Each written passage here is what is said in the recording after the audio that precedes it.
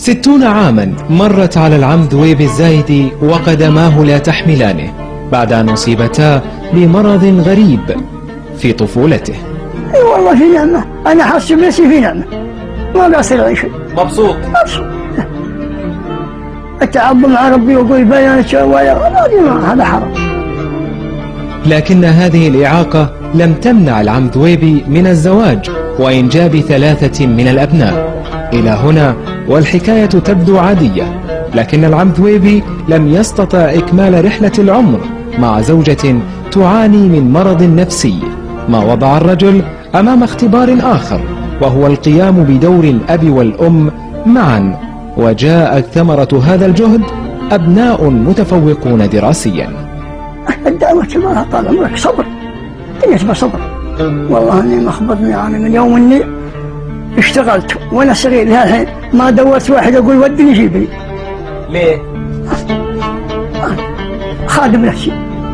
العم ذويبي تعلم قيادة السيارة بمفرده وبطريقة جديدة، مما دفع أحد فاعلي الخير إلى إهدائه سيارة لتصبح مصدر دخل يقوم من خلالها بإيصال من يلقاه على الطريق مقابل 4 ريالات فقط.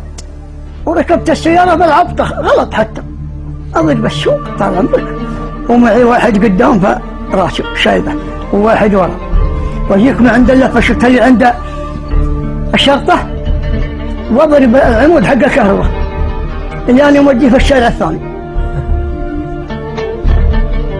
الولد اللي هو يسمرنا أبوه قدام والولد سواق، أبغى أسوق أسمع. رغم حالته الاجتماعية الصعبة إلا أن العم ذويبي ألح علينا بالبقاء لتناول الطعام، ليؤكد لنا أن الكرم من أهم صفات أبناء الجزيرة. أنا الغداء عندنا هديكم الله، لا تقول لا، والله ما في نعمة لا تقول لا. السنون أنهكت يديه، فلم يعد قادرا على حمل الماء فوق رأسه كما كان يفعل في شبابه. حاول وحاول وحاول، لكن الضعف كان أقوى في هذه المعركة.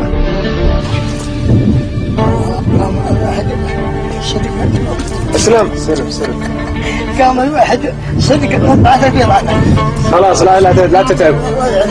لم يبق من أحلام العم ذويبي سوى حلم واحد، وهو الانتقال من القرية إلى منزل في المدينة يقيه حر صيف وبرد شتاء ذاقهما طيلة حياته. سعود الخلف، العربية، الطائف.